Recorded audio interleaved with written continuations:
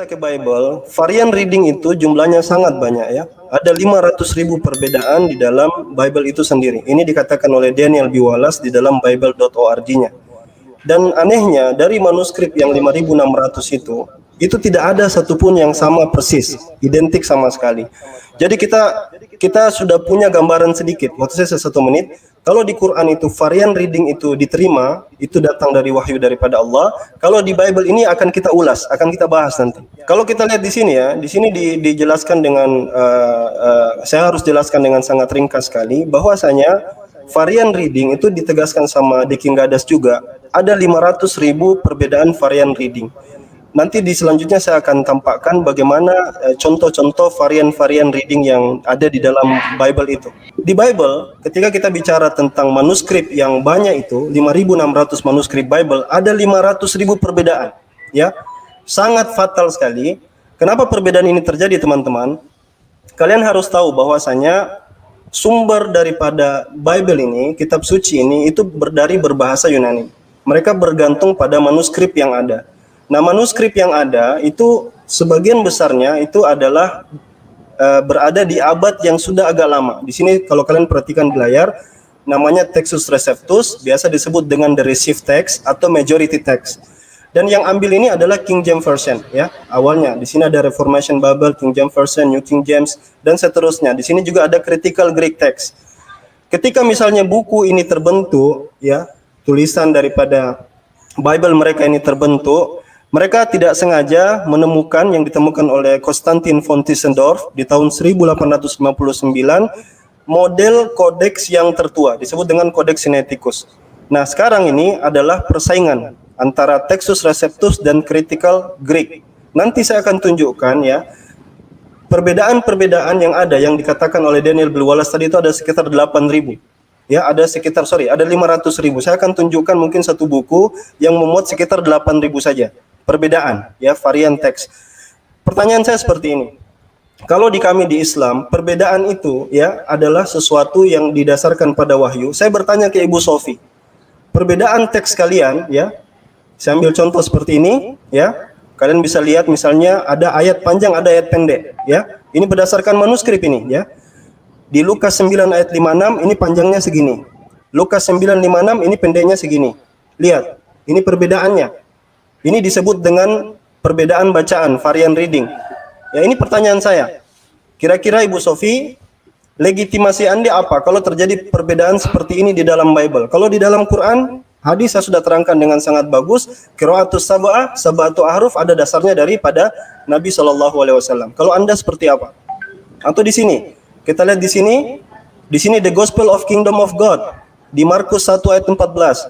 Di Markus 1:14 versi daripada penemuan ini ya, penemuan Bible yang baru, dia jadinya hanya pendek seperti ini. Di mana kata Kingdom of God-nya? Hilang, dibuang. Inilah yang kita maksud dengan perbedaan varian. Nah, perbedaan varian ini yang lakukan siapa? Kalau di Islam ada legitimasinya. Ada sab'atu ahruf yang dijelaskan Ibu Sofi tadi, yang Ibu Sofi tanyakan. Bagaimana dengan di Bible? Apa legitimasinya? Kalau saya suruh Ibu memilih, mana yang harus Ibu pilih? Ayat A atau ayat B? Ini baru dua contoh, saya akan, dan seperti ini, saya ulangi, seperti contoh ini, perbedaan ini, itu ada 500.000 perbedaan. Ya, kalau teman-teman yang jarang belajar, abangan, Waktu habis.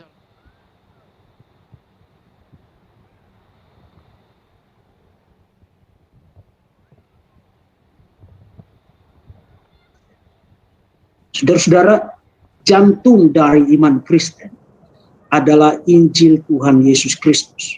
Itu tidak ada perbantahan soal premis itu. Setiap orang Kristen mengaku diri sebagai orang percaya, mengakui, menerima bahwa pusat, inti, jantung dari imannya itu diletakkan di atas dasar Injil Tuhan Yesus Kristus.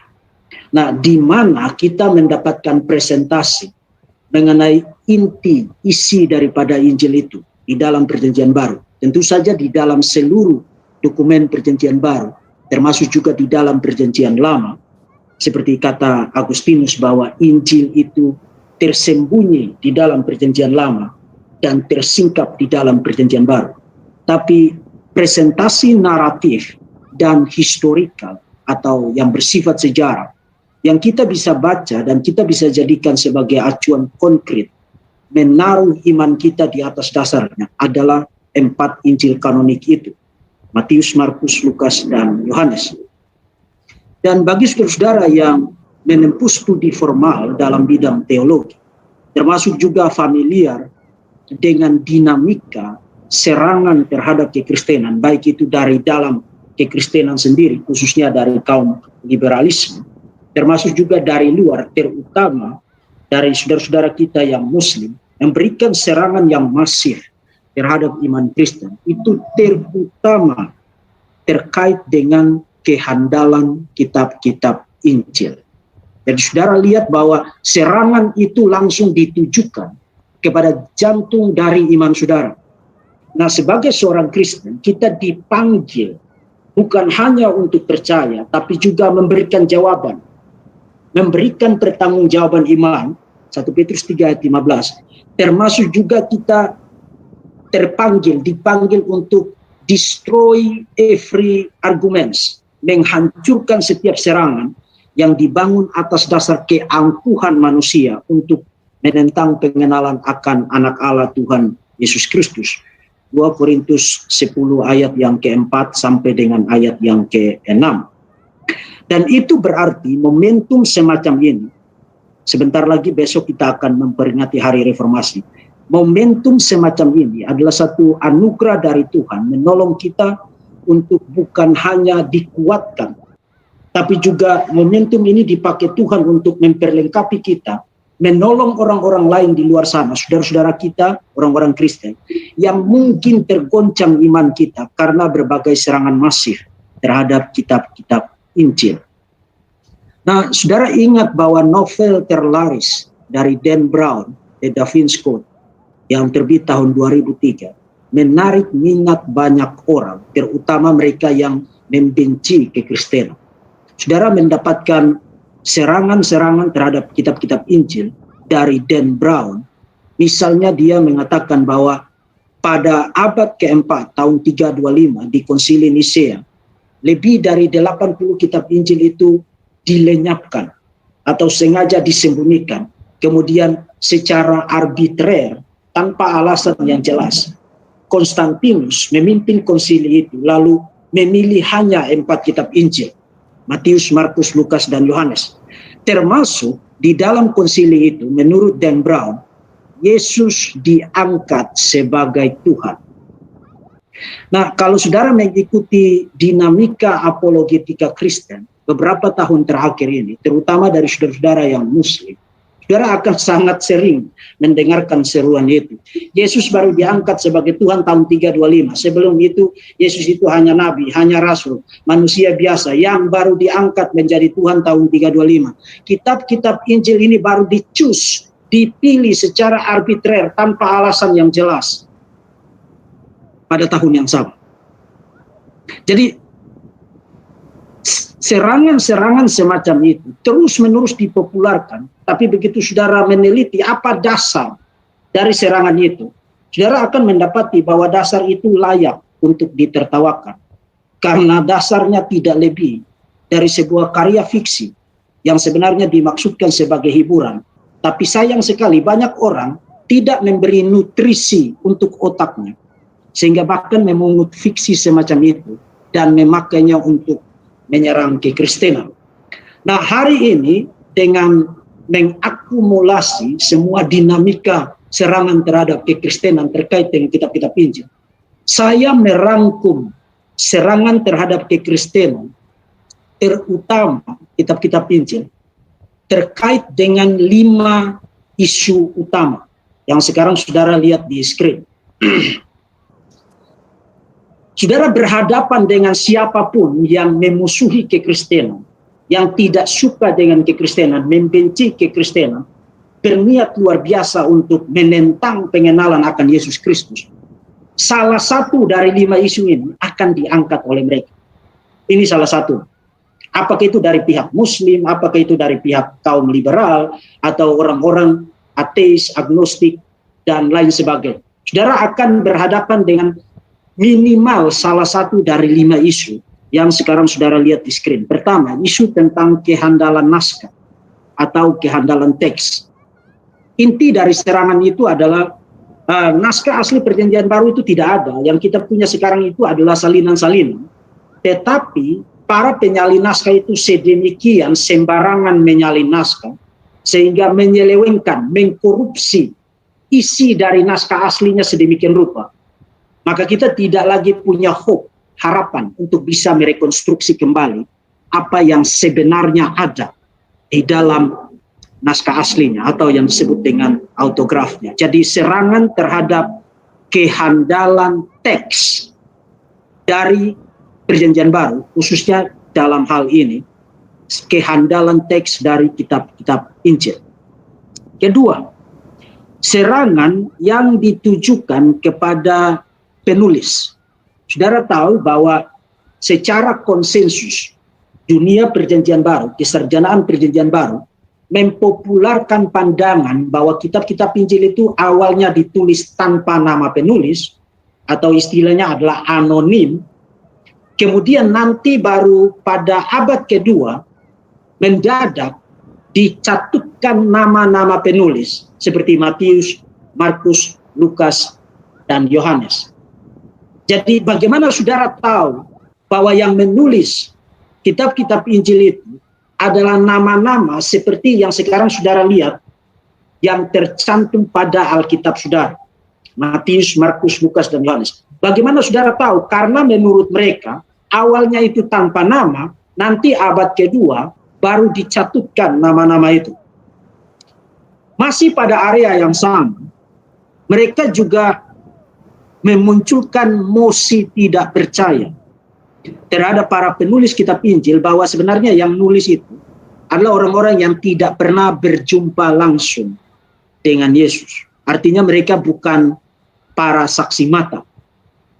Jadi itu adalah serangan pada area penulis. Serangan yang pertama pada area teksnya. Teksnya kamu tidak bisa percaya. Kedua, mereka menunjukkan serangan itu kepada siapa yang menulisnya. Kalau kamu tidak tahu siapa yang menulisnya, kemudian nanti baru pada abad kedua itu dicantumkan begitu, bagaimana kamu tahu bahwa yang menulis itu adalah Matius, Markus, Lukas, dan Yohanes? Kemudian mereka juga memunculkan serangan masih pada aspek yang sama, bahwa yang nulis kitab-kitab itu sangat mungkin bukanlah orang-orang yang langsung mengenal Tuhan Yesus Kristus atau hidup bersama-sama dengan Tuhan Yesus Kristus. Yang ketiga, serangan pada aspek yang disebut dengan bias. Menurut mereka, kitab-kitab Injil itu tidak lebih daripada sebuah upaya propaganda teologis. Artinya mereka sudah punya agenda. Maka mereka ngarang-ngarang, merekayasa segala sesuatu untuk dicocokkan dengan agenda mereka. Itu yang disebut dengan argumen berdasarkan bias. Kemudian yang ketiga, soal penanggalan. Nah, di dalam kesarjanaan Perjanjian Baru, khususnya para ahli kitab-kitab Injil, kalau saudara studi tentang ini, saudara tahu bahwa mayoritas scholar itu percaya kitab Injil yang pertama itu ditulis tahun 60-an. Nah, menurut mereka yang paling pertama ditulis itu adalah Markus. Kemudian nanti Matius dan Lukas menggunakan Markus. Kemudian nanti Yohanes itu ditulis belakangan. Nah, kalau Markus ditulis pada tahun 60-an, maka Matius dan Lukas itu butuh beberapa waktu untuk nulis. Sekitar tahun 70-an atau 80-an.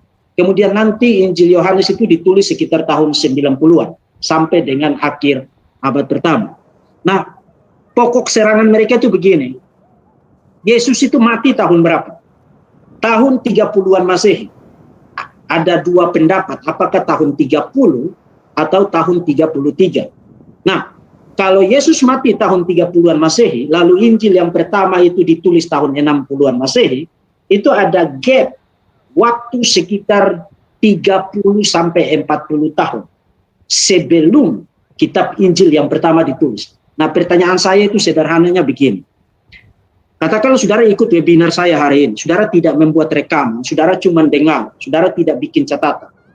Kemudian, tidak usah tunggu 30 tahun berikut. Minggu depan, saya ketemu saudara. Kemudian saya tanya, Nah, coba ulangi kembali isi webinar saya, materi saya yang saudara dengar minggu lalu ketika saya sampaikan materi. Berapa persen kans menurut saudara, saudara itu ingat persis apa yang saya katakan hari ini? Itu ilustrasi sederhana. Nah, itu baru 1 minggu loh. Bayangkan 30-40 tahun masa hidup Yesus berakhir mati, kemudian nanti 30-40 tahun berikut baru kitab Injil yang pertama ditulis. Saudara masih bisa percaya enggak apa yang dicatat di dalam kitab-kitab Injil? Bagaimana saudara yakin bahwa yang saudara baca di dalam Matius, Markus, Lukas, dan Yohanes itu bukan hasil ngarang-ngarang? Karena itu Yesus sudah ngomong itu 30-40 tahun yang lalu. Jadi bagaimana saudara yakin bahwa yang tertulis, tercatat sekarang itu persis sesuai dengan apa yang Yesus pernah ngomong, atau sesuai dengan apa yang Yesus pernah lakukan? Jadi saudara nangkap gambaran dari serangan ini. Ini satu serangan yang sangat serius. Satu serangan yang sangat serius. Bahkan mereka cenderung gunakan ilustrasi permainan telepon. Jadi ada satu orang bisik ke telinga yang satu bisik ke telinga yang satu. Begitu sampai di orang yang ke-10, itu message-nya itu, pesannya itu sudah totali berbeda. Itu baru orang yang ke-10. Nah, ini 40, 50 tahun, 60 tahun baru Injil yang pertama kali ditulis. Jadi apa yang saudara bisa jadikan sebagai dasar untuk mempercayai kitab-kitab Injil? Selain daripada saudara menyerah, kemudian menerima tanpa syarat kesimpulan bahwa oh, kitab-kitab Injil ini adalah hasil fabrikasi, hasil rekayasa. Kitab-kitab ini palsu.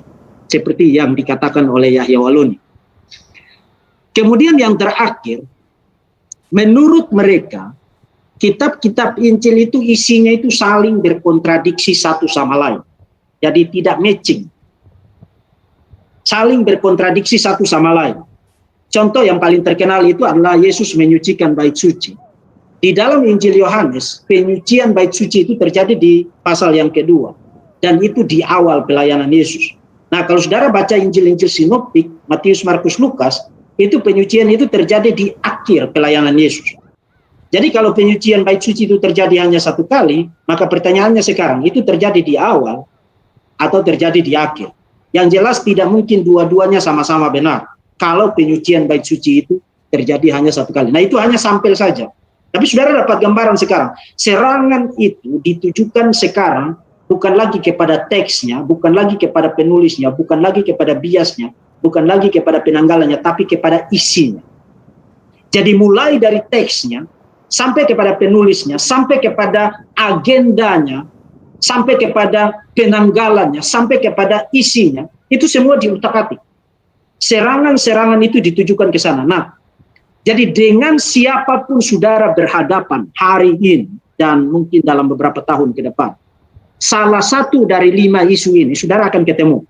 Dengan siapa saja, apakah dia Muslim, apakah dia liberal, apakah dia agnostik, apakah dia ateis, apakah dia Yahudi. Salah satu dari 5 isu ini yang akan mereka sorot.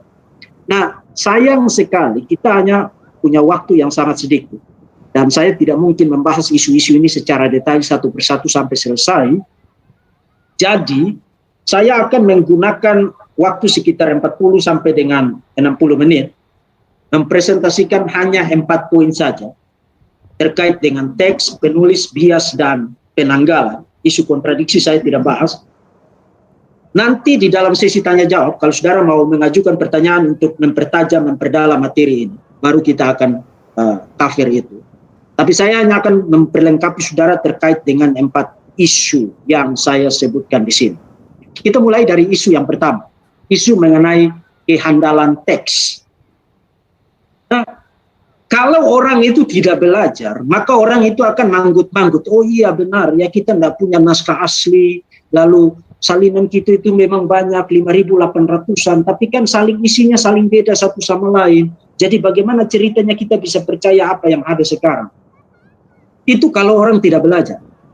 Dan sayang sekali banyak orang Kristen tidak belajar juga, tapi percaya orang-orang semacam itu.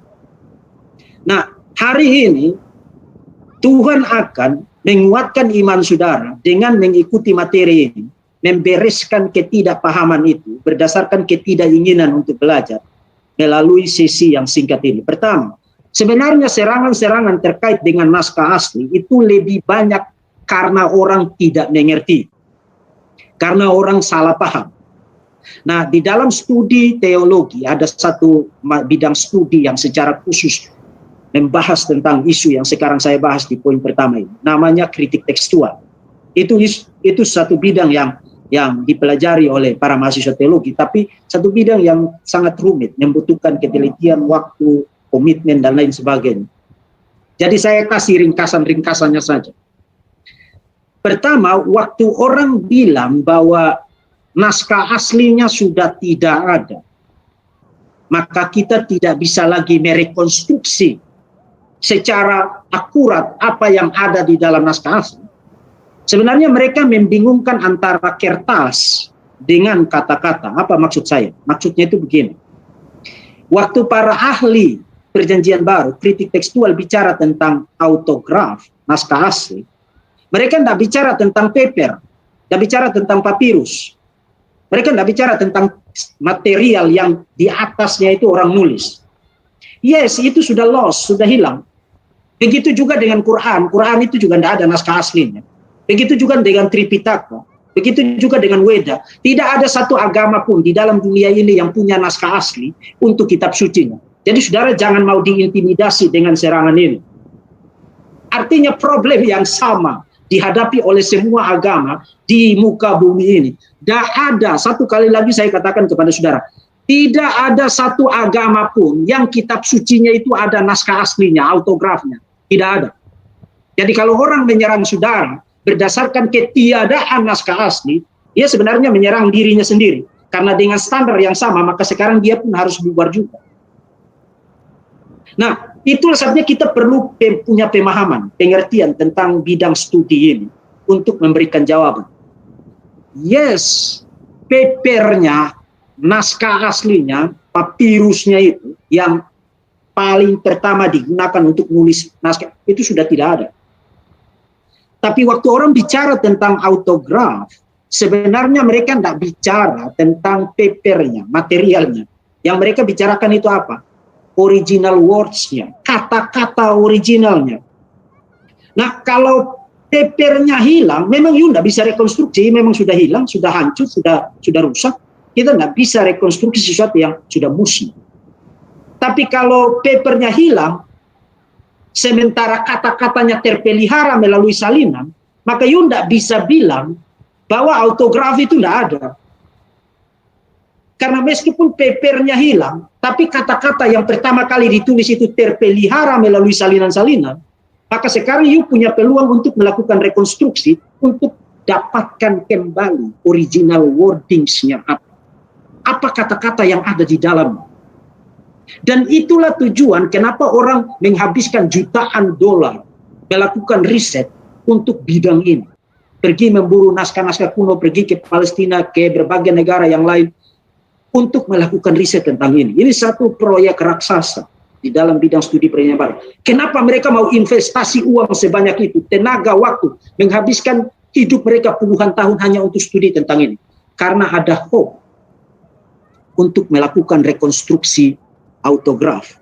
Jadi tidak benar kalau orang mengatakan kita tidak punya harapan untuk kembali lagi kepada naskah asli.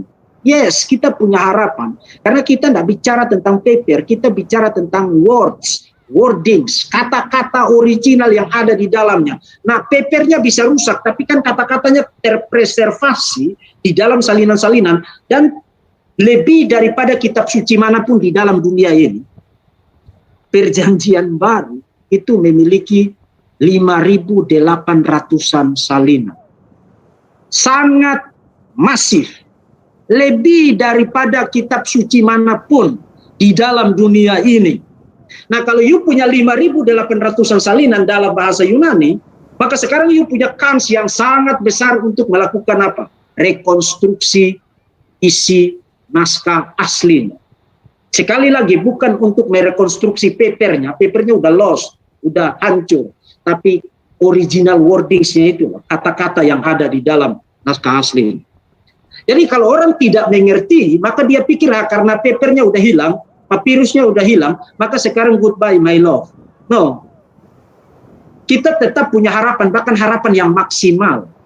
Karena kita bukan memburu naskahnya, papernya, kita memburu kata-katanya yang ada di dalam. Yang diinspirasikan Tuhan kan bukan papirusnya, tapi kata-kata yang disalin di atas papirusnya. Ini yang saudara harus jelas dulu. Karena mereka memanfaatkan ketidakjelasan saudara, ketidakmengertian saudara untuk menunjuk jari mereka, serangan mereka kepada aspek ini. Itu yang kedua, yang pertama. Yang kedua,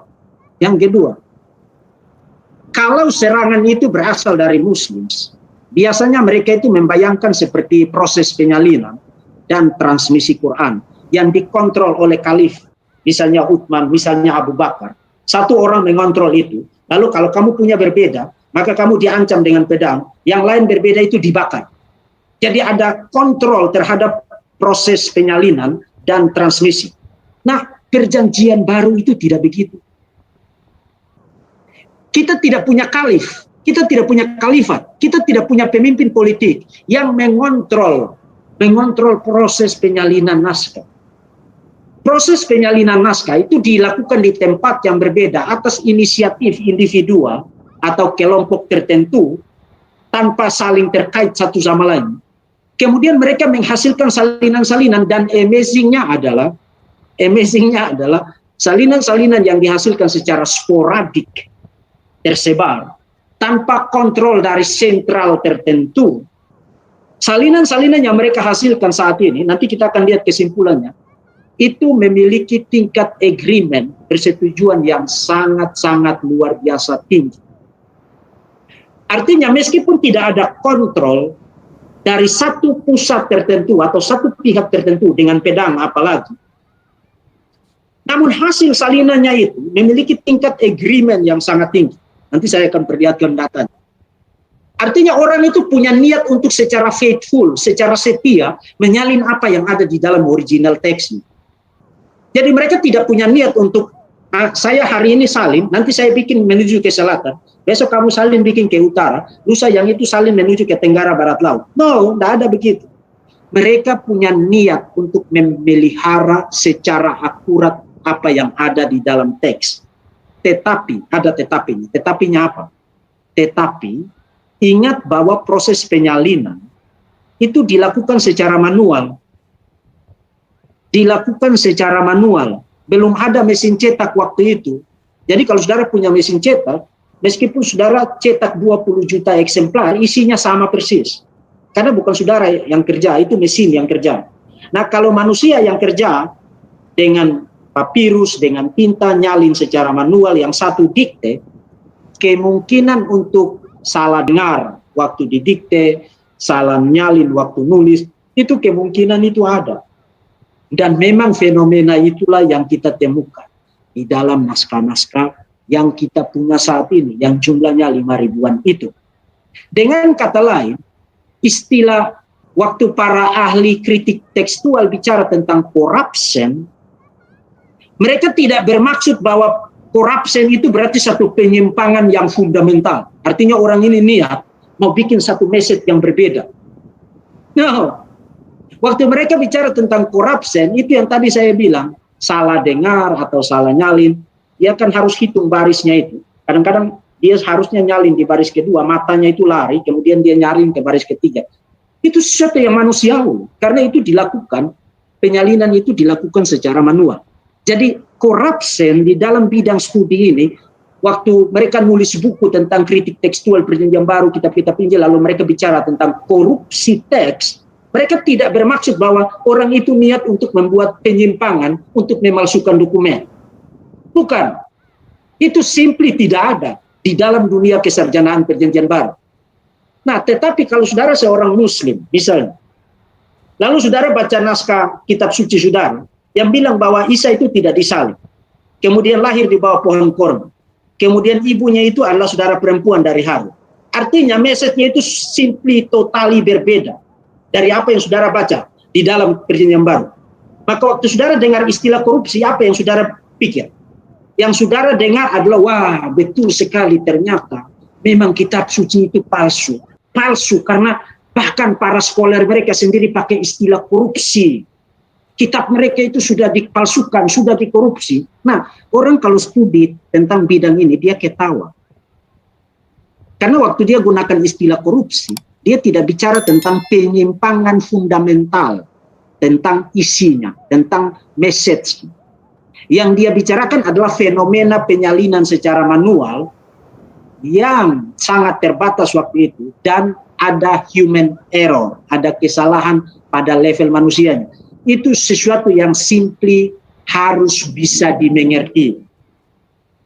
Dengan kata lain, waktu mereka melihat ada kata korupsi di dalam buku-buku teks Perjanjian Baru mengenai naskah-naskah kitab Injil, yang mereka ngerti tentang kata itu berbeda 180 derajat dari yang dimaksudkan oleh para sarjana Perjanjian Baru. Jadi lebih kepada kesalahpahaman tentang apa pengertian istilah-istilah ini. Kemudian, kalau saudara punya Perjanjian Baru, jumlah total kata bahasa Yunani itu sekitar 138 plus kata bahasa Yunani dari Matius sampai dengan Wahyu. Kemudian 138.000. Kemudian mendadak waktu saudara baca buku-buku Perjanjian Baru, lalu mereka bilang kepada saudara, ada varian tekstual estimasinya 400.000 sampai dengan 500.000 varian tekstual. Nah, kalau saudara tidak ngerti apa-apa, saudara duduk lemas, kemudian besok saya jadi ateis sajalah. Karena bahkan varian tekstualnya 3 kali lebih banyak daripada jumlah kata-kata di dalam Perjanjian Baru dalam bahasa Yunani. Jumlah totalnya 138.000, tapi jumlah variannya itu 400.000 sampai 500.000. Nah, ini juga sekali lagi karena orang tidak paham. Kenapa tidak paham? Katakanlah begini. Saudara ngirim 2 pesan melalui SMS. Kemudian pesan yang pertama saudara ketik SY SDH MKN. Itu biasa anak-anak muda sekarang begitu. Saya sudah makan maksudnya. Tapi dia singkat. SY SDH MKN. Kemudian karena saudara pikir, waduh saya tidak hormat sama orang ini orang tua. Lalu saudara tidak hapus, tapi saudara ketik lagi. Saya sudah makan. Yang lengkap. Itu yang disebut dengan varian. Nah, pertanyaan, SY, SDH, MKN salah? Tidak salah. Saya sudah makan lebih benar daripada SY, SDH, MKN? Tidak lebih benar. Karena orang ngerti maksudnya kok. Tapi itu tetap dihitung sebagai varian. Atau misalnya saudara tulis, saya sudah makan, tapi makan di belakang itu saudara kelebihan 1 huruf, tambah G di situ. Saya sudah makan. Kemudian yang satunya nyalin, saya sudah makan. Dia perbaiki itu. Itu varian enggak? Varian. Mempengaruhi makna enggak? Tidak mempengaruhi makna. Yang begitu-begitu, yang jumlahnya itu 400 sampai dengan 500.000. Kenapa sebanyak ini? Ya karena kita punya naskah yang sangat banyak. 5.800-an naskah. Kalau you hanya punya 1 naskah, you tidak punya varian tekstual. Kalau you punya dua naskah, sangat mungkin you punya 2 atau 3 varian tekstual. Nah, kalau 5.000 naskah, otomatis akan banyak sekali varian tekstual. Tapi pertanyaannya bukan berapa banyak varian tekstual. Pertanyaannya adalah berapa banyak yang varian tekstual itu yang meaningful, yang mempengaruhi arti kata. Nah, ini adalah datanya. Sekarang perhatikan. Jadi tadi saudara sok lihat jumlah ini kan, 400 sampai 500.000 kan. Saudara udah mau jadi ateis sekarang, sok banget saudara kan. Sekarang lihat ini. Dari jumlah itu, hanya kurang dari 1% yang bermakna, artinya mempengaruhi arti kata. Dan bukan mempengaruhi teologi, tapi mempengaruhi arti kata. Misalnya begini, kalau saudara baca di Markus pasal 1 ayat yang ke-44, ayat yang ke-41. Di dalam terjemahan LAI itu, maka tergeraklah hatinya oleh belas kasihan, lalu ia mengelurkan tangannya menjamah orang itu. Jadi tergeraklah hatinya oleh belas kasihan. Yesus kasihan sama orang itu. Tapi ada naskah lain yang bukan menggunakan kata bahasa Yunani yang berartinya kasihan, malah menggunakan kata bahasa Yunani yang artinya marah. Nah, ini yang disebut meaningful, karena sekarang itu apakah Yesus marah atau Yesus kasihan sama orang itu. Either way itu tidak mempengaruhi teologi, karena Yesus marah dan Yesus jatuh belas kasihan, itu dua fenomena yang kita bukan hanya ketemu di sini, ketemu di mana-mana, di dalam perjanjian baru, di dalam kitab-kitab Injil. Jadi itu yang tadi saya maksudkan, meaningful, iya, tapi tidak mempengaruhi teologi, iya. Jadi kurang dari 1% yang begitu-begituan. Yang paling panjang itu adalah Markus, bagian akhir dari Markus, ya, pasal 16 ayat 8b sampai dengan ayat yang ke-20. Kemudian Yohanes pasal 7 ayat 53 sampai dengan pasal 8 ayat yang ke-11. Kemudian 1 Yohanes pasal 5 yang disebut dengan Johannine koma itu. Itu yang paling besar. Tapi for the sake of argument, demi argumen, bagian-bagian itu katakanlah oke, kamu bilang itu bukan bagian dari original. Mempengaruhi apa terhadap kekristenan? Tidak ada. Jadi tidak satu pun varian tekstual yang jumlahnya itu sangat bikin saudara shock itu yang mempengaruhi doktrin. Semua doktrin-doktrin kekristenan, khususnya sejauh itu dari dalam kitab-kitab Injil, tidak satu pun didasarkan atas teks yang bermasalah atau varian tekstual. Tidak satu pun. Jadi hari ini saudara percaya Yesus itu Tuhan, itu secure. Saudara percaya dia mati melalui penyaliban, itu secure. Saudara percaya dia bangkit dari kematian, itu secure. Saudara percaya dia adalah anak Allah, itu secure. Saudara percaya dia adalah Mesias, itu secure, on and on. Semua doktrin-doktrin fundamental kekristenan tidak satu pun didasarkan atas varian tekstual. Meskipun jumlahnya, kalau saudara dengar sebagai orang awam, itu saudara shocknya minta ampun. Jadi sekali lagi ini hanya soal orang tidak paham. Atau karena para scholar tidak menjelaskan secara baik maksud-maksud mereka ketika menggunakan istilah-istilah itu kepada publik. Kemudian dicomot oleh para antikris itu, menggunakannya untuk menggoda dan melemahkan iman dari para pengantin Kristus. Yang lugu-lugu itu, yang masuk gereja 3 kali dalam 1 tahun. Tapi tetap menyebut diri sebagai orang Kristen. Akhirnya kemudian dia bingung luar biasa, lalu telepon pendetanya tengah malam. Pak pendeta, mungkin besok saya sudah murtad. Karena kamu tidak mau belajar.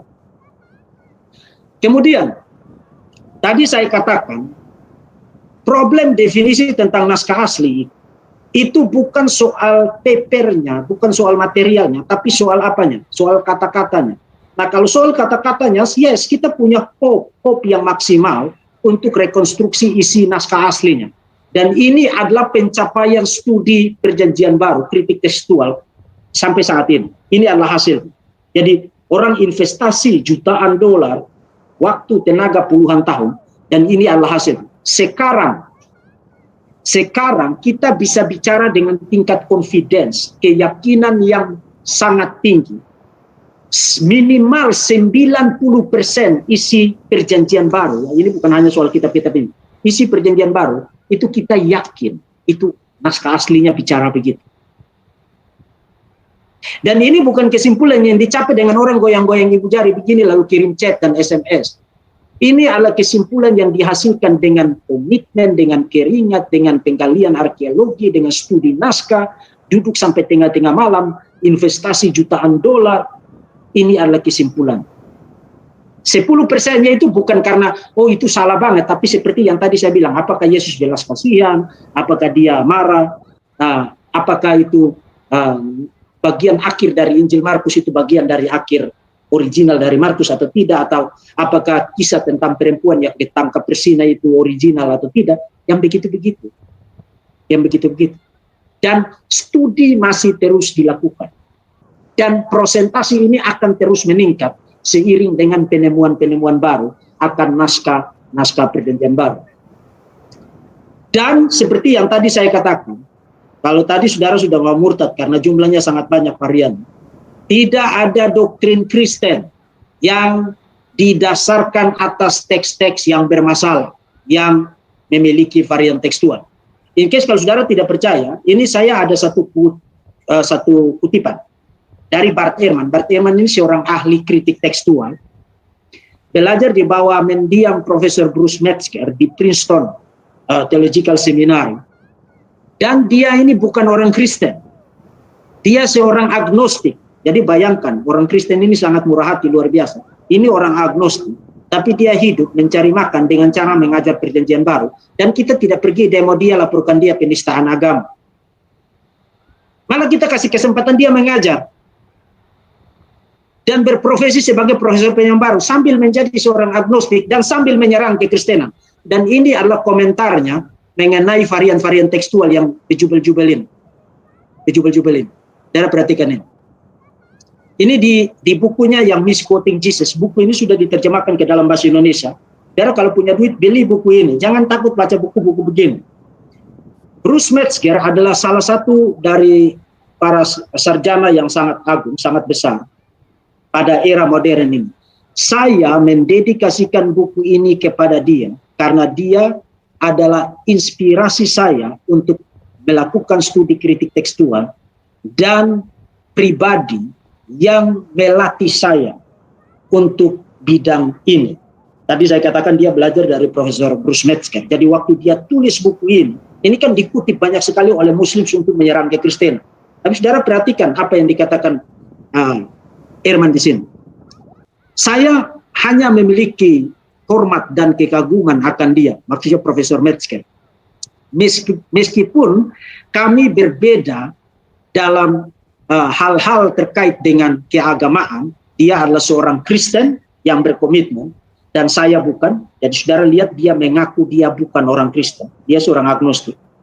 Tapi kami memiliki kesetujuan, agreement yang komplit mengenai sejumlah masalah atau sejumlah isu historikal dan tekstual. Jadi dia memiliki persetujuan dengan Bruce Metzger. Lalu ini adalah lanjutan. Kalau saya dan dia, maksudnya dia dan saya, Metzger dan dia, ditaruh di dalam sebuah ruangan, kemudian diminta untuk menetapkan satu konsensus, pernyataan konsensus mengenai naskah asli Perjanjian Baru.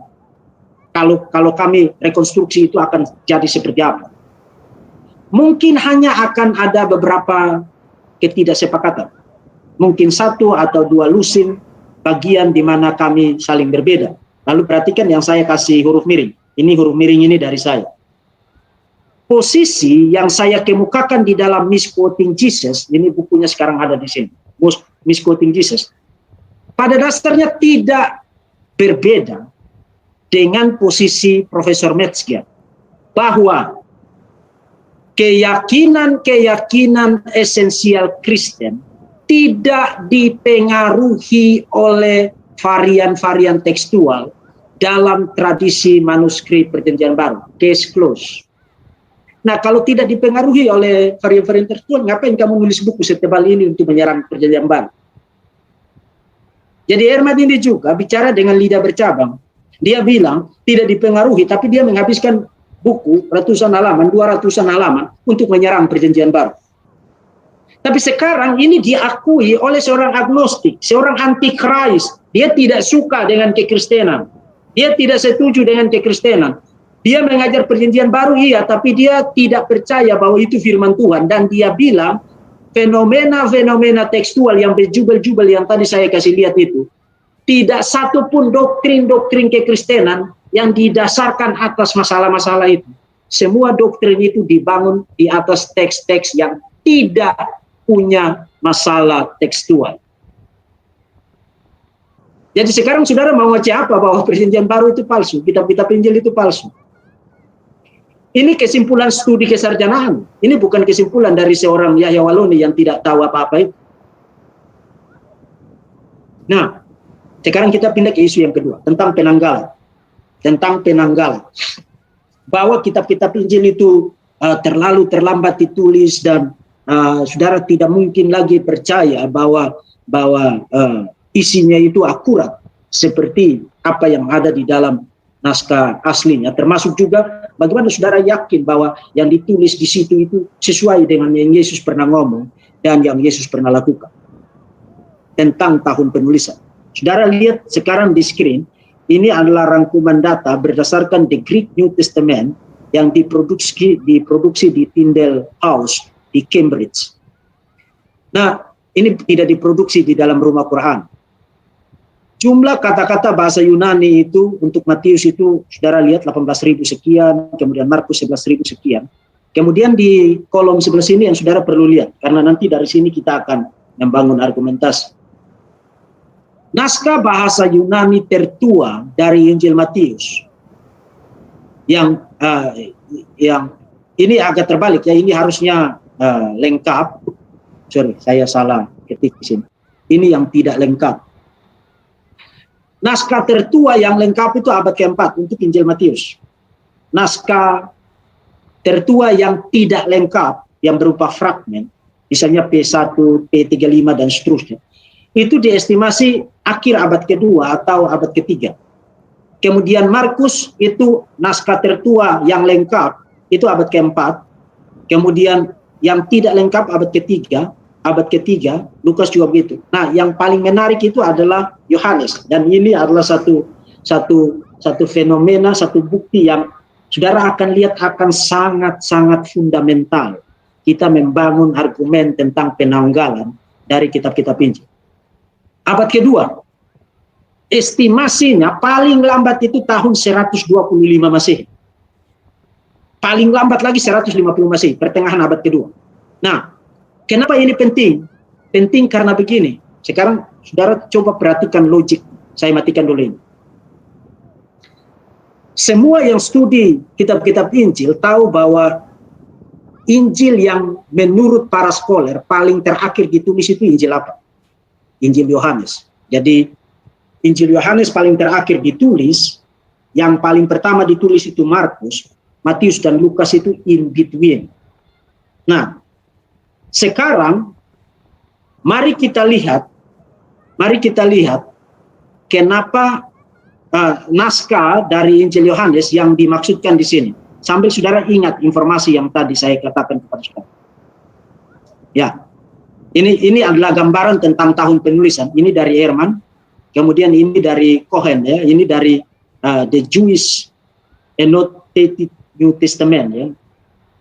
Jadi penanggalan mereka itu paling awal itu 65, paling akhir itu 100. Jadi Yohanes yang paling terakhir ditulis, Markus paling pertama ditulis, kemudian Matius dan Lukas itu in between. Ini saudara lihat. Ini adalah posisi dari para sarjana liberal, termasuk juga sarjana yang non-Kristen. Sejumlah sarjana Injili juga mengikuti posisi ini. Nah, tadi yang saya sebutkan di sini, naskah abad kedua ini, naskah abad kedua ini adalah ini, P52 ini, Papyrus 52, yang tersimpan di John Rylands Library di Inggris. Ini naskah ditemukan tahun 1920 di Mesir, dan hanya memuat bagian depannya, itu Yohanes pasal 18, ayat 31 sampai 33, kemudian bagian belakangnya itu Yohanes 18 ayat 37 sampai dengan 38. Dan estimasi penanggalannya adalah tahun 100 sampai 150. Posisi tengah. Oh, screen saya belum kelihatan. Sorry, saya lupa share screen.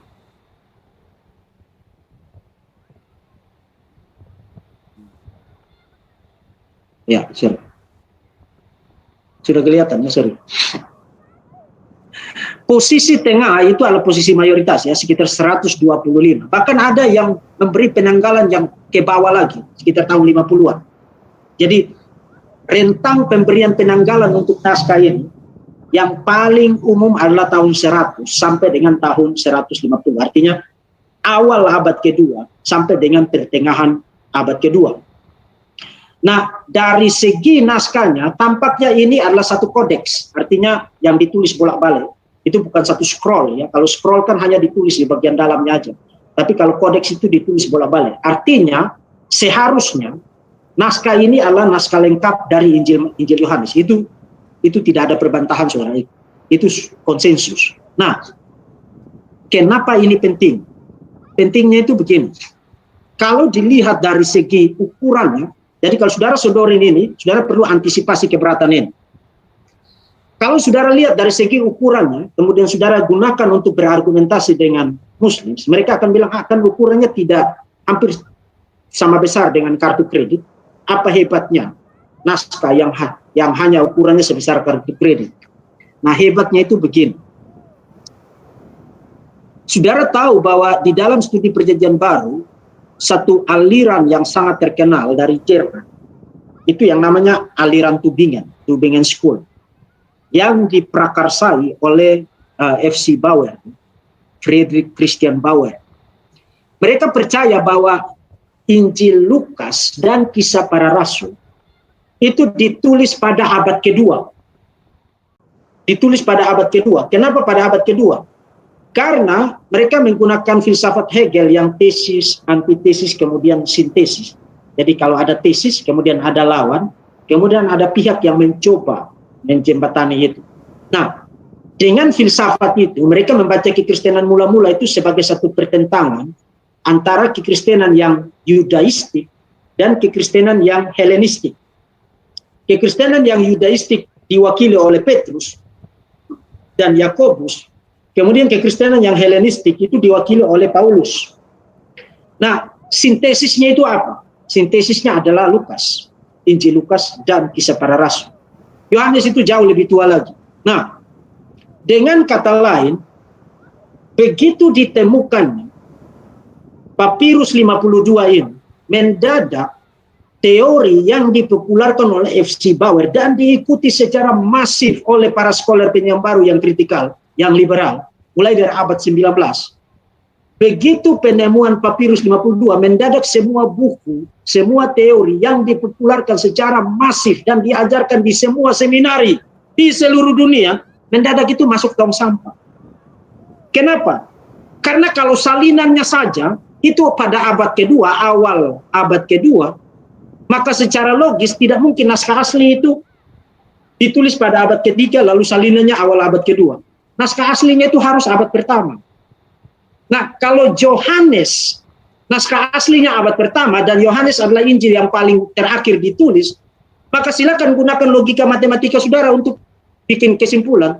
Otomatis Matius, Markus, dan Lukas itu harus jauh lebih awal lagi. Dengan kata lain, ini yang dikatakan oleh Profesor Daniel Wells.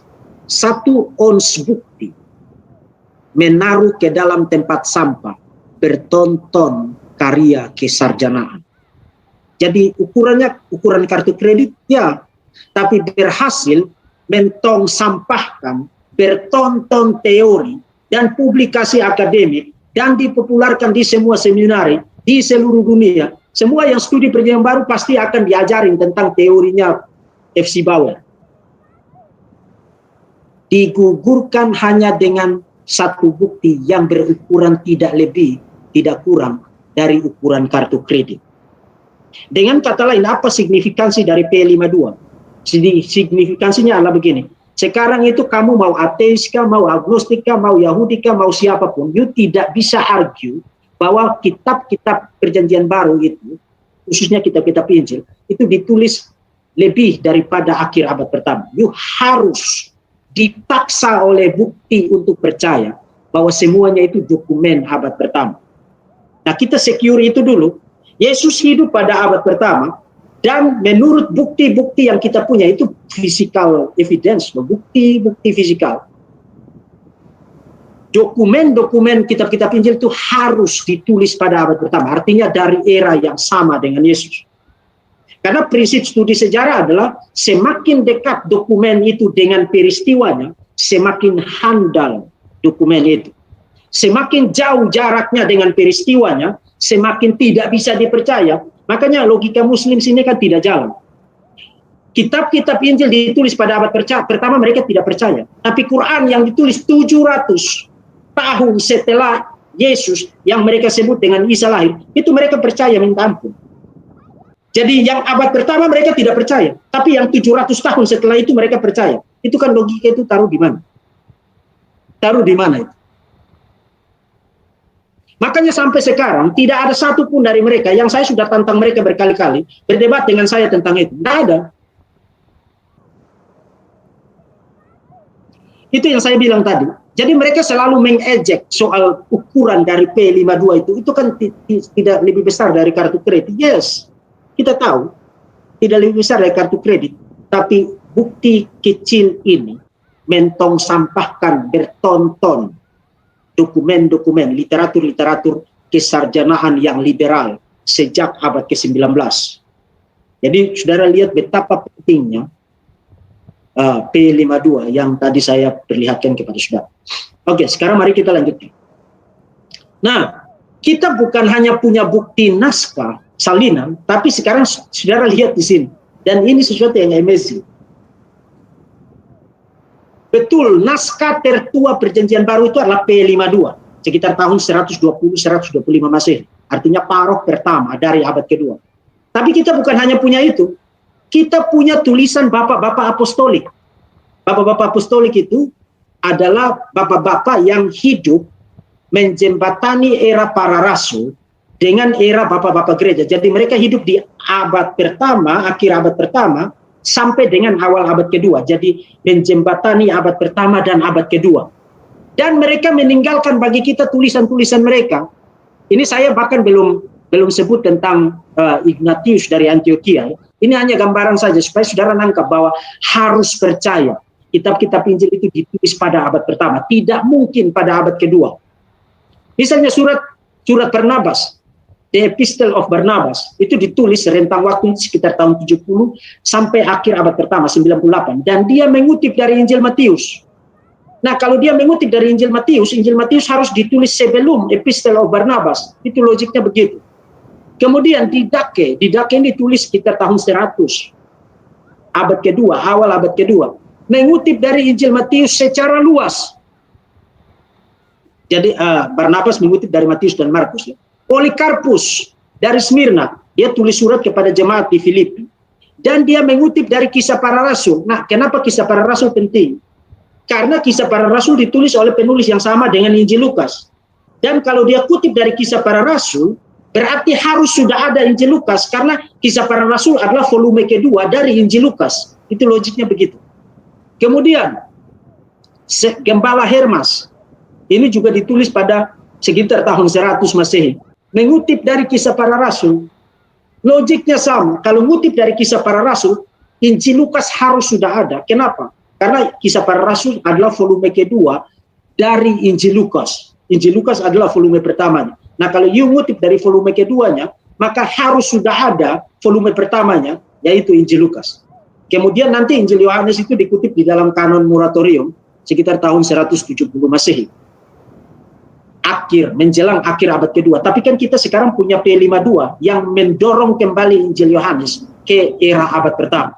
Jadi saudara sekarang lihat, kita tidak cuma ngecap. Kenapa kita harus percaya bahwa kitab-kitab Injil itu ditulis pada era yang sama, abad yang sama dengan masa hidup Yesus? Karena kita dipaksa oleh bukti-bukti yang kita tidak bisa sangkal. Bukan persoalan kita ingin mengklaim apa dan apa yang cocok dengan hati saya. Tapi persoalannya adalah bukti apa yang mengharuskan kita untuk percaya bahwa kitab-kitab Injil itu ditulis pada abad pertama. Nah, kalau dikutip oleh para penulis itu pada akhir abad pertama, maka secara logis naskah-naskah Injil kanonik itu harus ditulis sebelum akhir abad pertama. Itu logiknya begitu. Artinya pada abad yang sama dengan masa hidup Yesus. Nah, kita sudah establish bahwa semua keempat kitab Injil itu harus diterima sebagai dokumen abad pertama. Itu simply tidak bisa diganggu-gugat. Karena kita tidak bicara tentang bukti cuap-cuap, tapi bukti fisikal. Naskah-naskah itu kita punya dan kita bisa cek. Sekarang argumen kedua terkait dengan tahun penanggalan. Kenapa kita harus percaya bahwa pemberian penanggalan tahun 60-an sampai dengan akhir abad pertama itu adalah penanggalan yang harus ditolak? Saya kasih satu argumen saja untuk kesempatan yang singkat ini. Bapak Ibu yang hamba Tuhan, para pendeta pasti tahu bahwa Yesus itu berulang kali menubuatkan tentang kehancuran Yerusalem dan bait suci. Itu misalnya terdapat di dalam Markus pasal 13 ayat 1 dan 2. Ketika Yesus keluar dari bait Allah, seorang muridnya berkata kepadanya, "Guru, lihatlah betapa kokohnya batu-batu ini dan betapa megahnya gedung-gedung itu." Lalu Yesus berkata kepadanya, "Kau lihat gedung-gedung yang hebat ini," maksudnya bait suci itu, "tidak satu pun batu akan dibiarkan terletak di atas batu yang lain. Semuanya akan diruntuhkan." Markus 13 ayat 1 dan 2, paralelnya Matius pasal 24 dan Lukas pasal 21. Nah, kenapa ini signifikan? Ini signifikan karena begini Bapak Ibu. Saudara ketemu enggak di dalam kitab-kitab Injil? Mereka kasih tahu saudara mengenai peristiwa yang sangat menentukan di dalam sejarah Alkitab maupun di dalam sejarah orang-orang Yahudi. Peristiwa tahun 70 ketika Jenderal Titus menghancurkan bait suci dan kota Yerusalem, menghancurkan bait suci di Yerusalem pada tahun itu. Saudara tidak ketemu. Jadi yang saudara ketemu hanya nubuatnya, tapi saudara tidak ketemu catatan tentang fulfillment, penggenapan. Nah, kenapa saudara harus expect ketemu penggenapannya di dalam kitab-kitab Injil? Karena itu adalah momentum yang sangat fundamental menentukan kekristenan maupun orang-orang Yahudi. Karena sekarang kalau you orang Kristen, you tinggal bilang sama mereka, apalagi yang kamu mau ngarap dari Yudaisme itu, bait sucimu sudah tidak ada, kamu sudah tidak punya tempat lagi untuk mempersembahkan korban dan ritual-ritual dan lain sebagainya di sana. Itu pertanda bahwa Tuhan sudah meninggalkan bait suci. Dan bahkan kita baca itu di dalam Talmud. Talmud bahkan mencatat 30 tahun sebelum bait suci dihancurkan. Itu fenomena-fenomena aneh itu sangat terjadi cukup sering di bait suci. Pintu gerbangnya terbuka sendiri, kemudian benang yang mereka biasa ikatkan di tiang pintu itu waktu kambing itu dilepaskan ke padang gurun, itu tidak berubah menjadi putih. Jadi benang merah itu harusnya berubah menjadi putih, dia tidak berubah menjadi putih. Lalu lampu di dalam bait suci yang tidak pernah padam dan tidak boleh padam itu mendadak mati. Kemudian ada suara kuda di angkasa, banyak sekali pasukan. Kemudian ada suara, mari kita pergi, mari kita pergi, mari kita tinggalkan tempat ini. Mari kita tinggalkan tempat ini. Jadi banyak sekali fenomena-fenomena aneh 30 tahun sebelum kehancuran bait suci. Bukan 40 tahun sebelum kehancuran bait suci. Jadi ini satu peristiwa yang sangat penting. Nah, seharusnya kalau kitab-kitab Injil ditulis setelah bait suci dihancurkan, mereka pasti akan kasih tahu apa yang dinubuatkan oleh Yesus telah digenapi. Nah, kenapa itu harus? Karena bahkan begini, kalau saudara perhatikan di dalam Yohanes pasal 2, waktu Yesus menubuatkan tentang kehancuran dari bait suci, bukan kehancuran dari bait suci, tapi menubuatkan tentang kematian dan kebangkitannya menggunakan metafora bait suci. Di ayat 21 dikatakan, tetapi yang dimaksudkannya ialah bait suci, ialah tubuhnya sendiri. Kemudian sesudah ia bangkit dari antara orang mati, barulah teringat oleh para muridnya bahwa hal itu telah dikatakannya, dan mereka pun percaya akan kitab suci, akan perkataan yang telah diucapkan Yesus. Dengan kata lain, waktu Yesus menubuatkan sesuatu, kemudian terjadi ketika kitab-kitab itu belum ditulis, mereka ngasih tahu bahwa itu sudah terjadi, dan itu makin menguatkan iman mereka. Nah, pertanyaan saya, kalau kitab-kitab ini ditulis setelah bait suci dihancurkan, kenapa mereka tidak kasih tahu saudara? Bukan hanya Matius, Markus, dan Lukas tidak kasih tahu saudara, Yohanes pun tidak kasih tahu saudara bahwa bait suci sudah dihancurkan. Padahal itu sangat penting untuk kekristenan mula-mula, termasuk sangat penting untuk Yudaisme pada abad pertama. Nah, saya tahu para scholar modern itu berupaya argu dari berbagai macam hal untuk bilang bahwa itu argumen from silent. Nanti kita akan bahas itu dalam sesi tanya jawab. Tapi coba pikirkan itu. Seharusnya mereka ngasih tahu bahwa bait suci itu sudah dihancurkan. Kenapa tidak mereka kasih tahu kepada saudara di dalam kitab-kitab Injil? Dan ada satu hal yang menarik di sini, dan ini terkait dengan Injil Yohanes. Tadi saudara lihat konsensus kesarjanaan perjanjian baru. Injil Yohanes itu ditulis pada akhir abad pertama. Saya katakan kepada saudara, orang-orang yang berpandangan demikian adalah orang-orang yang tidak percaya bahwa Yesus itu Tuhan. Kenapa mereka tidak percaya? Karena begini, lontaran-lontaran paling jelas tentang ketuhanan Yesus itu ada di dalam Injil Yohanes. Maka mereka pikir, tidak mungkinlah Injil itu ditulis lebih awal dari akhir abad pertama. Karena mereka percaya bahwa kristologi itu bersifat development, bersifat berkembang. Nah, kalau bersifat berkembang, maka Injil Yohanes harus ditulis pada akhir abad pertama. Tapi pertanyaannya, bukti apa yang kamu punya? Tidak ada bukti. Jadi, saudara yang studi teologi, kemudian jajan kesimpulan-kesimpulan semacam itu, saudara bawa kepada jemaat. Bila Injil Yohanes ditulis pada akhir abad pertama, buktinya apa? Saudara mendasarkan kesimpulan itu apa buktinya? Sekarang saya mau kasih lihat saudara bukti. Yohanes harus ditulis sebelum tahun 70 Masehi. Harus. Saudara perhatikan di screen saya sekarang. Yohanes pasal 5, ayat 1 sampai dengan ayat yang kelima. Sesudah itu ada hari raya orang Yahudi. Dan Yesus berangkat ke Yerusalem. Di Yerusalem, saya ingin saudara perhatikan ayat 2 secara khusus. Di Yerusalem, dekat pintu gerbang domba, ada sebuah kolam yang dalam bahasa Ibrani disebut Bethesda. Ada 5 serambinya. Dan serambi-serambi itu berbaring sejumlah besar orang sakit, orang-orang buta, orang-orang timpang, dan orang-orang lumpuh yang menantikan goncangan air kolam itu. Sebab sewaktu-waktu turun malaikat Tuhan ke dalam kolam itu, menggoncangkan air itu. Barang siapa yang terdahulu masuk ke dalamnya sesudah goncangan air itu, menjadi sembuh apapun juga penyakitnya. Dan perhatikan ayat yang kelima. Perhatikan ayat yang kelima. Di situ ada seorang yang sudah 38 tahun lamanya sakit. Di situ orang itu berdiri sudah 38 tahun lamanya sakit. Nah, kalau saudara baca di dalam bahasa Yunani, kata di situ itu digunakan bentuk imperfect. Bagi saudara-saudara yang studi tentang bahasa Yunani Perjanjian Baru, saudara tahu imperfect itu signifikansinya apa? Past continuous. Jadi, waktu dia bicara tentang laki-laki yang berdiri di situ, yang sakit 38 tahun itu, dia bicara dengan kata kerja past tense. Artinya dia bicara tentang satu peristiwa yang sudah terjadi. Yang sudah terjadi. Nah, yang menarik adalah di ayat 2, ketika dia bicara tentang Yerusalem pada saat dia menulis Injil ini, dia tidak gunakan past tense seperti ketika dia bicara tentang orang sakit ini, karena orang itu sudah disembuhkan, itu peristiwa sudah terjadi sebelumnya, sebelum dia menulis Injil ini.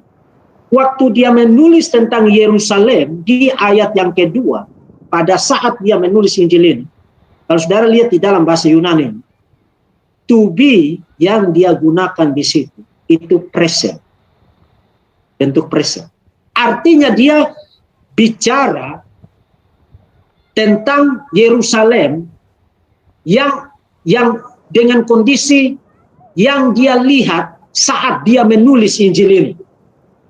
Dan gambarannya mengenai Yerusalem di ayat yang kedua itu harus adalah gambaran di mana Yerusalem dan Bait Suci itu belum diporak-porandakan oleh Jenderal Titus dan para tentara. Injil ini harus ditulis sebelum Bait Suci dihancurkan. Harus ditulis sebelum Bait Suci dihancurkan. Jadi 4 Injil kanonik itu kapan ditulis? Sebelum tahun 70 Masehi. Nah, sekarang saudara gunakan logik saudara.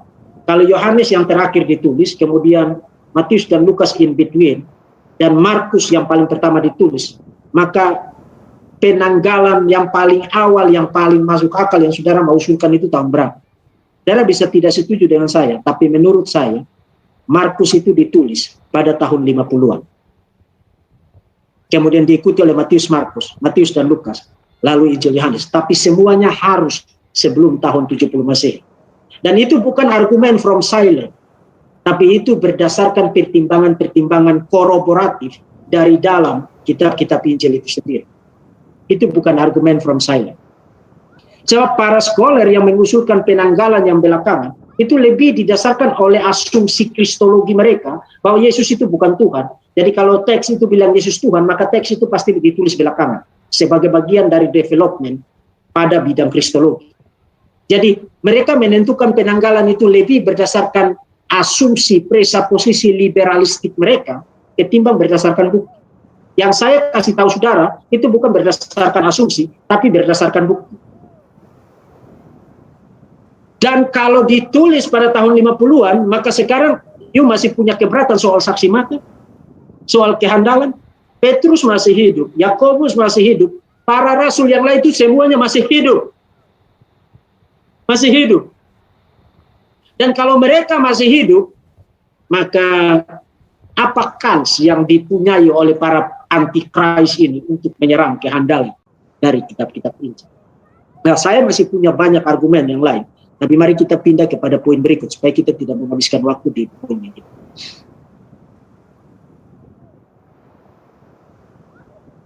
Sekarang kita ke penulis.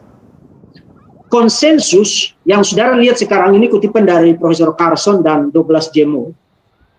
Hingga kini, hingga baru-baru ini, mayoritas sarjana secara diam-diam mengasumsikan bahwa keempat kitab Injil itu pertama kali beredar secara anonim, artinya tanpa nama penulis. Tidak tahu siapa nama penulisnya. Dan baru diberikan judul, misalnya Matius, Markus, Lukas, dan Yohanes, baru diberikan judul pada tahun 125, artinya pada abad kedua. Ini konsensus di kalangan para scholar penyampaian baru. Dan konsensus ini juga bahkan diterima juga oleh sejumlah sarjana Injil. Nah, saya mau kasih tahu saudara begini, kita cepat-cepat saja karena ini sudah setengah 6. Tidak ada bukti. Satu kali lagi, saudara berhadapan dengan orang-orang ini, saudara harus selalu ingat untuk tanya mereka, apa bukti yang kamu punya untuk penentuan tanggal semacam itu. Itu tidak lebih daripada sebuah dugaan terpelajar, an educated guess. Itu istilah dari Carson dan Moore. Karena memang tidak ada buktinya, atas dasar apa kamu membuat penentuan itu, bahwa sejak semula itu mereka tidak kasih nama, nanti baru di abad kedua baru dikasih nama. Apa buktinya? Apa buktinya? Kamu tidak punya bukti itu. Di samping itu, kalau memang nama-nama penulis itu bukan seperti yang kita miliki saat ini, kenapa kita tidak punya bukti alternatif? Misalnya begini, yang kita punya di salinan ini dibilang Matius yang nulis. Tahu-tahu di salinan itu dia bilang Prochorus yang nulis. Tahu-tahu di salinan itu dia bilang Tinus yang nulis. Tidak ada fenomena semacam itu. Semua naskah yang kita punya secara seragam, Matius, Markus, Lukas, dan Yohanes, tidak ada tradisi alternatif. Artinya secara unanimus, secara sepakat, tradisi-tradisi manuskrip yang kita punya menyebutkan nama-nama seperti yang kita punya saat ini. Jadi bagaimana ceritanya baru tiba-tiba dicatutkan pada abad kedua nama-nama itu yang seperti yang kita punya saat ini. Nah, sekarang saya mau kasih lihat saudara. Ini adalah argumen dari Profesor Martin Hengel, sangat terkenal dari Jerman. Ini saya ringkas argumennya dari Studies in the Gospel of Mark. Pertama, harus setelah kitab-kitab Injil itu ditulis, ada 2 atau lebih, mereka harus kasih label untuk membedakan. Ini tulisan siapa, ini tulisan siapa. Jadi supaya mereka tahu. Dan yang kedua, keseragaman judul mulai pada abad kedua hanya bisa dijelaskan bahwa judul-judul itu sudah ada sejak awal. Karena tidak mungkin tidak masuk akal mendadak di abad kedua, mendadak orang taruh Matius, Markus, Lukas, Yohanes. Mendadak begitu. Itu simply tidak masuk akal. Pencatutan judul-judul itu pada abad kedua hanya bisa dijelaskan berdasarkan kemungkinan logis bahwa judul-judul itu memang sudah ada sejak awal. Dan tidak masuk akal untuk kita mengasumsikan bahwa kitab-kitab itu beredar tanpa nama penulis. Kita tidak tahu siapa nama penulis, tahu-tahu abad kedua baru dicatutkan namanya. Nah, bayangkan itu begini. Kalau ini hanya satu situasi imajinatif, tapi saudara akan lihat kemasuk akalan. Bayangkan begini. Saudara adalah jemaat di kota Roma misalnya. Lalu mendadak ada orang taruh satu naskah di pintu rumah saudara. Tidak tahu siapa yang nulis. Kemudian saudara baca, kemudian saudara bilang begini, mulai minggu depan kita akan gunakan naskah ini di dalam ibadah. Saya akan bacakan sebagai firman Tuhan, lalu kamu mendengar itu sebagai firman Tuhan. Masuk akal nggak begitu? Masuk akal nggak? Tidak masuk akal. Kenapa tidak masuk akal? Karena naskah-naskah ini sejak awal digunakan di dalam worship, dibaca sebagai kitab suci. Nah, kalau dibaca sebagai kitab suci, masuk akal tidak saudara menerima satu literatur, bukan hanya satu, tapi 4 literatur, yang nanti disebut sebagai Matius, Markus, Lukas, dan saudara menerima literatur itu pada abad pertama, saudara bacakan sebagai firman Tuhan, padahal saudara tidak tahu ini literatur ini dari siapa dan dari mana. Tidak masuk akal. Tidak masuk akal. Hanya masuk akal untuk saudara percaya bahwa sejak awal mereka tahu yang nulis itu Matius, Markus, dan Lukas, dan Yohanes. Itulah sebabnya mereka terima naskah-naskah itu sebagai naskah-naskah berotoritas dan dibacakan sebagai kitab suci di dalam konteks worship. Hanya masuk akal begitu. Otherwise, yang kamu punya adalah rekonstruksi dangdut.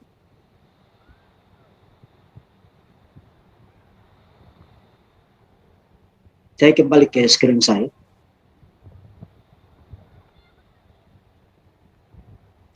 Kemudian ini yang menarik ya, ini yang menarik. Saya mungkin pakai 10 menit lagi, kemudian tanya jawab. Di dalam kesarjanaan Perjanjian Baru, mereka percaya bahwa bentuk yang pendek ini yang lebih dahulu ada. Nanti baru ditambah Evangelion di sini.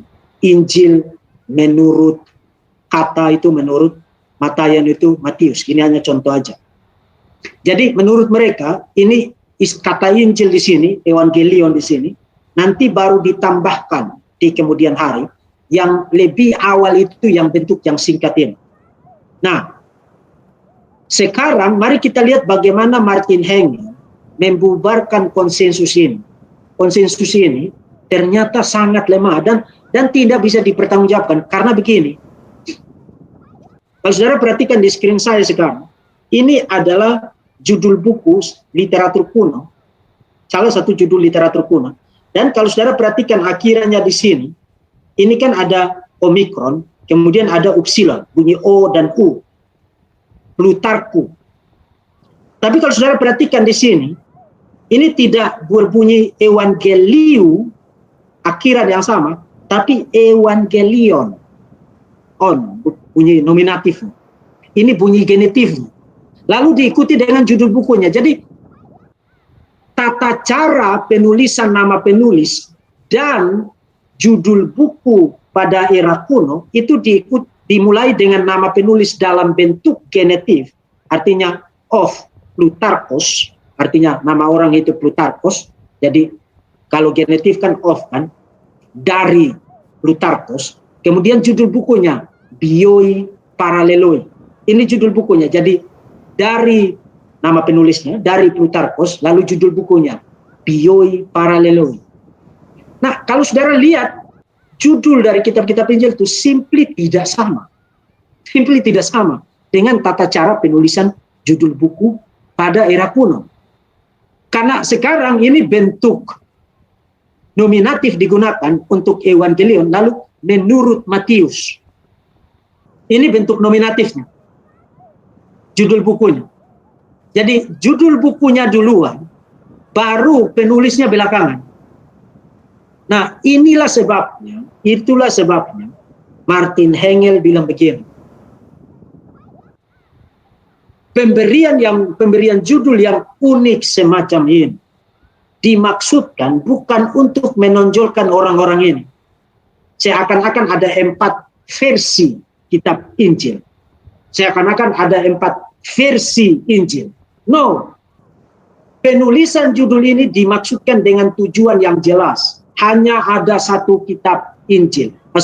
Hanya ada satu gospel. The gospel. Hanya ada satu Injil. Dan satu Injil ini dikisahkan oleh 4 pengisah yang berbeda. Jadi, the gospel according to Matthew. The gospel according to Mark. The gospel according to Luke. The gospel according to John. Jadi bukan ada 4 Injil, tapi hanya satu Injil dikisahkan oleh 4 penulis yang berbeda. Dikisahkan oleh 4 penulis yang berbeda. Jadi saudara juga harus hati-hati. hati-hati menarik kesimpulan mengenai keberadaan dari 4 kitab Injil ini. Bukan seakan-akan ada 4 Injil yang berbeda, tapi hanya ada satu Injil, one gospel, yang dikisahkan dari 4 perspektif yang berbeda. Menurut Matius, menurut Markus, menurut Lukas, menurut Yohanes. Itu sebabnya para scholar selalu bilang begini, kitab-kitab Injil itu bukan seperti pas foto Yesus, tapi potret mengenai Yesus. Jadi Injil yang satu dipotret dari 4 sudut pandang yang berbeda, 4 angle yang berbeda.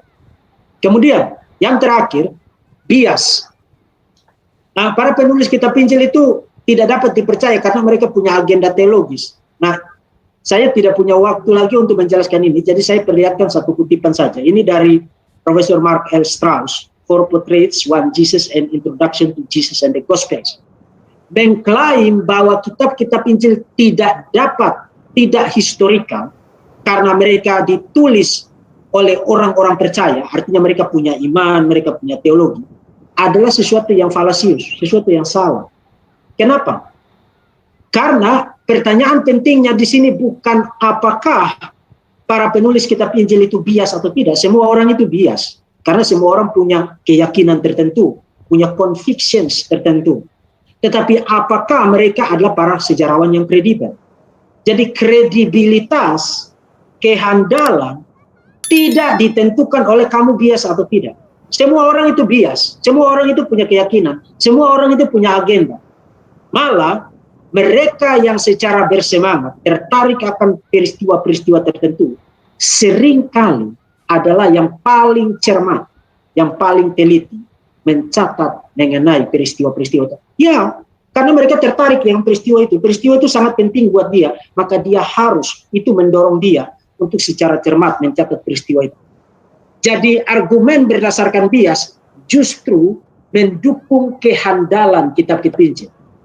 Justru karena mereka bias, maka kita harus percaya mereka secara akurat, secara reliable, secara handal mencatat kata-kata, perbuatan, dan kisah mengenai Yesus di dalam 4 kitab Injil itu. Tuhan memberkati saudara.